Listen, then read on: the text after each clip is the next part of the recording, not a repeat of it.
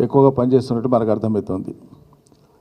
ఈ Banakacherla cross regulatory ద్వారా గోదావరి జలాలను కృష్ణా బేసిన్ ద్వారా పెన్నా బేసిన్కు తరలించకపోయేటువంటి ఒక దుర్మార్గపు ప్రయత్నానికి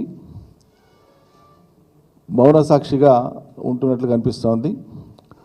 అందుకోసమే మా పార్టీ తరఫున సాగునీటి మాజీ మంత్రి హరీష్ రావు గారు పవర్ పాయింట్ ప్రజెంటేషన్ ఇచ్చిన తర్వాతనే నీటిపారుదల శాఖ మంత్రి తోంగువారెడ్డి గారు లేఖ రాసినటువంటి విషయం మనం గమనించాలి.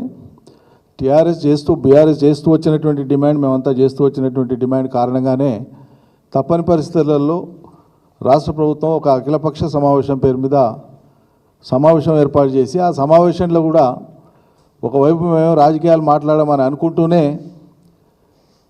రాజకీయాలు మాట్లాడడం, అధికారుల సమక్షంలోనే రాజకీయాలు మాట్లాడడం, ఎద్దేవా చేయడం, కేసీఆర్ను అవహేళన చేసి మాట్లాడడం, ఇవన్నీ చేసినటువంటి మీదటనే మరి మా పార్టీ ఎంపీ సమావేశానికి హాజరైనటువంటి ఎంపీ వదిరాజు గారు హేళన చేసిండ్రు, ఆయనను అవమానించారు ముఖ్యమంత్రి గారు. అందుకోసమే ఆయన ప్రొటెస్ట్ చేసి వాకౌట్ చేసి వచ్చినటువంటి సంగతి నేను గుర్తు చేస్తా ఉన్నా. చాలా తేలిక చేసి మాట్లాడడం ఆయన్ని. తర్వాత ప్రెస్ మీట్లో కూడా ఆయన గురించి చాలా తేలికగా ముఖ్యమంత్రి గారు మాట్లాడడం. ఆయన రెండవసారి ఎంపీ, మా పార్టీకి అక్కడ రాజ్యసభలో డిప్యూటీ లీడరు. మీకేం హక్కు ఉంది, మీకేం అధికారం ఉంది ఆయన చిన్నగా చేసి మాట్లాడడానికి, హేళన చేసి మాట్లాడడానికి? మా పార్టీ తరఫున మేము చెప్పదలుచుకున్నటువంటి అంశాలు ఏందో అవి సాంకేతికపరమైనవి కావచ్చు, లెక్కపరమైనవి కావచ్చు, ఒక కాగితం మీద రాసుకొని వచ్చి సమావేశంలో బాధ్యతగా ఇది అని చెప్పిండు ఆయన. ఆయనకి ఏదో అవగాహన లేనట్లు, మీరేదో మొత్తం పాండిత్యం మీకే ఉన్నట్లు ఆయన చిన్న చేసి మాట్లాడి బీజేపీ తరఫున హాజరైనటువంటి ఇద్దరు ఎంపీలను పెద్ద పొగిడి వాళ్ళనేదో, అదో బీజేపీ తెలంగాణకి ఏదో గొప్పగా ఇచ్చినట్లు,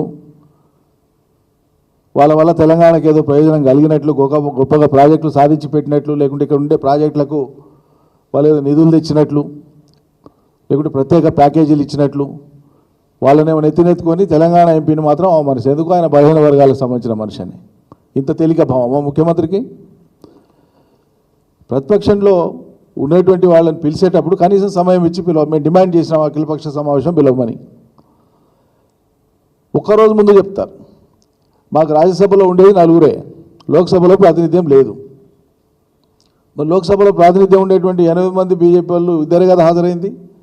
మాకున్న నలుగురిలో ఒకరే కదా హాజరైంది. మిగతా వాళ్ళు ఒకరిద్దరు విదేశాల్లో ఉన్నారు, ఒకరు అందుబాటులో లేరు. సంఖ్యాపరంగా అది కూడా తప్పు పడతాడు ఈయన, ఒకరే వచ్చిండ్రని. మరి ఇద్దరు వచ్చిన వాళ్ళు ఆడ తెచ్చి పొడిచిందేముంది, నీకు తెచ్చిచ్చిందేముంది? ఆ సమావేశంలో కూడా సమావేశం అయినాక కూడా ప్రెస్ మీట్ పెట్టి విపరీతంగా మాట్లాడకూడనటువంటి మాటలు ఇవన్నీ నేను మళ్ళీ చెప్తా. గోదావరిలో ఉండేటువంటి నీళ్లలో మనం వాడుకోలేని కారణంగా, ఇంతకాలం వాడుకోని కారణంగా వృధాగా కిందికి పోతున్నాయి, సముద్రంలోకి పోతున్నాయని అందరూ మాట్లాడినారు. కేసీఆర్ గారు కూడా చాలాసార్లు మాట్లాడారు. ఇందులో కొత్త విషయం ఏం లేదు. సమావేశాలలో మాట్లాడినప్పుడు అది అపెక్స్ కౌన్సిల్ కావచ్చు, మరోటి కావచ్చు, రెండు ప్రభుత్వాల మధ్యలో కానీ, కేంద్రం ప్రభుత్వం రాష్ట్ర ప్రభుత్వం మధ్యలో కానీ చర్చలు జరిగినప్పుడు, అధికారుల మధ్యలో కానీ లేకుంటే ప్రభుత్వాల మధ్యలో కానీ చర్చలు జరిగినప్పుడు సహజంగానే ఆ చర్చలు మినిట్స్ రికార్డ్ చేస్తారు. చర్చల యొక్క మినిట్స్ వేరు, ఒప్పందాలు వేరు. ఈ కనీసమైన పరిజ్ఞానం ఉండాలి రాష్ట్రాన్ని వెళ్ళేటువంటి వాళ్ళకు. కేసీఆర్ గారు ప్రస్తావించినటువంటి అంశం ఒప్పందం కింద జమ్మగట్టి మాట్లాడతారా మీరు? అర్థం ఉండాలి కదా, కనీస పరిజ్ఞానం ఉండే మాట్లాడాలి కదా. ఏ అధికారి ఏం మాట్లాడినా అధికారిక సమావేశాలలో ఎవరు ఏం మాట్లాడినా మినిట్స్ రికార్డ్ చేస్తారు.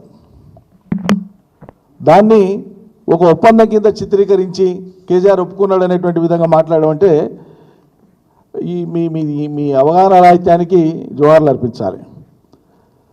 ఇప్పుడు మీరు మాట్లాడేటప్పుడు అఖిలపక్ష సమావేశంలో కావచ్చు, ప్రెస్ మీట్లో కావచ్చు, ముఖ్యమంత్రి గారు కాంగ్రెస్ ప్రభుత్వం మాట్లాడినప్పుడు వారి మాటల్లో కానీ, భావనలో కానీ, బాడీ లాంగ్వేజ్లో కానీ ప్రస్తుతం ఆంధ్రప్రదేశ్ తలపెట్టినటువంటి తెలంగాణ ప్రయోజనాలకు వ్యతిరేకంగా ఉండేటువంటి ఈ బనకచెర్ల క్రాస్ రెగ్యులేటరీ ప్రాజెక్ట్ ఏదైతే ఉందో, గోదావరి నీళ్లను పెన్నా బేసిన్కు తరలించకపోయేటువంటి ప్రాజెక్ట్ ఏదైతే ఉందో, దీన్ని మేము ఎట్టి పరిస్థితులలో ఆపి తీరుతామనేటువంటి మాట కానీ ఆ సంజ్ఞ కానీ ఆ గెస్చర్ కానీ మీ వైపు నుంచి ఈ సమంతా లేదు. అది మనం తెలంగాణ ప్రజలు గమనిస్తున్నది. నీవు ఎంతసేపు మాట్లాడినా మళ్ళా కేసీఆర్ మీద, పోయిన ప్రభుత్వం మీద అదే మాట్లాడుతున్నావు. కానీ ఇప్పుడు ఆంధ్రప్రదేశ్ ప్రభుత్వం యొక్క ఈ తలంపును అడ్డుకునేదానికి నువ్వేం చేస్తావనే మాట ఎక్కడ మాట్లాడను? నేను ఆపి తీరుతా అనేటువంటి మాట ఎందుకు వస్తలేదు నీ నోటి నుంచి? అది మేము ఇవాళ ప్రశ్నిస్తున్నాం. నీటి కేటాయింపుల కోసం పట్టుబట్టాలని మేము డిమాండ్ చేస్తున్నాం. ఆల్రెడీ మనకు కృష్ణా బేసిన్లో ఉండేటువంటి ప్రాజెక్టులు, ఉదాహరణకు పాలమూరు రంగారెడ్డి, ఈ ప్రాజెక్టు సొంత నిధులతోన కట్టి దీన్ని వాళ్ళు అవతల వాళ్ళు ఆక్షేపణ చేస్తున్నారని ముందు చూపుతోనే తెలంగాణ ప్రభుత్వం సొంత నిధులతోన కట్టి ఇప్పటికే 32,600 కోట్ల రూపాయలు దాని మీద ఖర్చు చేసింది తెలంగాణ ప్రభుత్వం. 27,000 పైచిలకు ఎకరాల భూసేకరణ చేసింది. మిగిలింది కేవలం 170 ఎకరాల భూసేకరణ మాత్రమే. 27,000 ఎకరాల భూసేకరణలో పాలమూరు రంగారెడ్డిలో మొత్తం పూర్తి చేసినాం మేము. 170 ఎకరాలు, సుమారు 170 ఎకరాలు, 127, 170 మధ్యలో ఉంటుంది, 200 లోపు ఎకరాలు ఆల్రెడీ నోటిఫికేషన్ అయిపోయింది. అది కూడా కేవలం పేమెంట్ చేయాలి గాయంత భూమికే, అది మాత్రమే మిగిలింది. అత్యధిక భాగం ప్రాజెక్టుకు సంబంధించినటువంటి పనులు పూర్తయినాయి, కొద్దిగానే మిగిలినాయి. ఇంత భారీ ప్రాజెక్టు, పాలమూరు కళలను నెరవేర్చే ప్రాజెక్టు, కరువును శాశ్వతంగా పారద్రోలే ప్రాజెక్టు, పాలమూరు, రంగారెడ్డి, నల్గొండకు మేలు చేసేటువంటి ప్రాజెక్ట్ ఇది. దీనికి సంబంధించినటువంటి డిపిఆర్ను కేంద్ర ప్రభుత్వం మళ్ళీ తిరిగి వాపసు పంపించింది. ఏది? నీటి కేటాయింపుల కారణంగా. మీరు చేయాల్సిన పని ఏంది? ఈ రాష్ట్ర ప్రభుత్వం చేయాల్సిన పని ఏంది?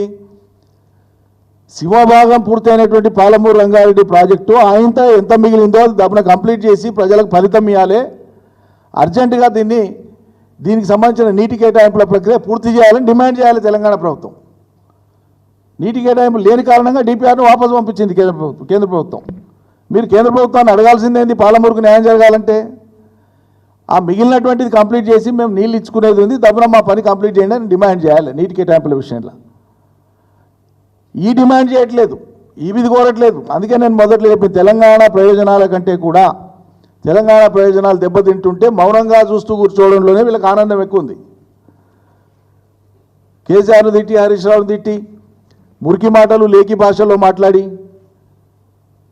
అది రేవంత్ రెడ్డికి అందంగా అనిపించవచ్చు ఆ భాష, కానీ ముఖ్యమంత్రి స్థాయికి, ముఖ్యమంత్రి స్థానానికి అందంగా అనిపించదు. 100 సార్లు చెప్పినా మళ్ళీ మీరు అదే మాట్లాడుతున్నారు. తీసేసి మాట్లాడి, ఎత్తేసి మాట్లాడి, అవహేళన చేసి మాట్లాడి, అవతల చిన్నగా చేసి మాట్లాడి, బూతులు మాట్లాడితే అవతల చిన్నగా గారు మాట్లాడినటువంటి వాళ్ళు వాళ్ళ భాష, వాళ్ళ సంస్కృతి, వాళ్ళ వ్యక్తిత్వానికి అద్దం పడుతుంది, దర్పణం పడుతుంది. అది గుర్తుపెట్టుకోవాలి. కృష్ణానదిలో ఇదివరకే మోసపోయింది తెలంగాణ. అందుకోసమే మనం నీళ్లు అని కొట్లాడినాం. ఏ హక్కు, ఏ కేటాయింపులు లేకుండానే అవతల ప్రాంతానికి కృష్ణానది నీళ్లను వాళ్ళు పెన్నా బేసిన్కు తరలించకపోయినరు. దగ్గర 300 టీఎంసీలకు సంబంధించినటువంటి నీళ్లను అవతలకు తరలించకపోవడానికి అన్నీ చేసుకున్నారు. అధికారికంగా హక్కు ఉన్నటువంటిది, కేటాయింపులు ఉన్నటువంటిది ఒక తెలుగు గంగనే. అందుకోసమే మనం ఏర్పడ్డాం. తెలంగాణ పోరాటం వచ్చిందే నీళ్ళ కోసం. ఇదివరకే ఆల్రెడీ ప్రాజెక్టులు వాళ్ళు కట్టుకున్నారు కాబట్టి, కట్టిన ప్రాజెక్టులని ఇప్పుడు తీసేయలేము కాబట్టి నీటి కేటాయింపులు జరిగినప్పుడు ఆటోమేటిక్గా వాళ్ళకు ఉన్న కేటాయింపులలో వాటికి ఎట్లా చేసుకుంటారు. అది రెండోసారి మళ్ళీ మనం మోసపోవద్దు. గోదావరి నీళ్ల ద్వారా మళ్ళీ అదే కృష్ణా బేసిన్కు నీళ్లు తరలించేటువంటి ఇది తెలంగాణ ఇలా బాధపడుతున్నటువంటి అంశం. ఇది ఒకసారి మోసపోయిన వాళ్ళది.